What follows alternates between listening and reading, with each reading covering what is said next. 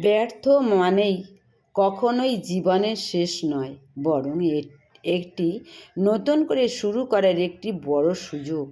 আমরা যখন কোনো কাজে ব্যর্থ হই তখন মনে হয় সব শেষ হয়ে গেছে, কিন্তু আসলে সেই ব্যর্থতাই আমাদের শেখায় কোথায় ভুল হয়েছে এবং কীভাবে আরও ভালোভাবে এগিয়ে যেতে হবে। এটি সফল মানুষের জীবনের ব্যর্থতা এসেছে, কিন্তু তারা থেমে যায়নি, বরং নতুন উদ্যমে আবার শুরু করেছে। তাই আমাদেরও উচিত ব্যর্থতাকে ভয় না পেয়ে তাকে গ্রহণ করা এবং সেখান থেকে শিক্ষা নিয়ে সামনে এগিয়ে যাওয়া।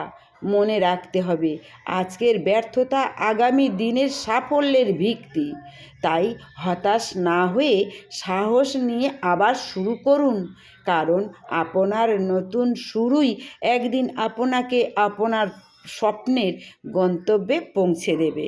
ভালো থেকো, সুস্থ থেকো, সুন্দর থেকো, সাবস্ক্রাইব, কমেন্ট, শেয়ার দিয়ে পাশে থেকো।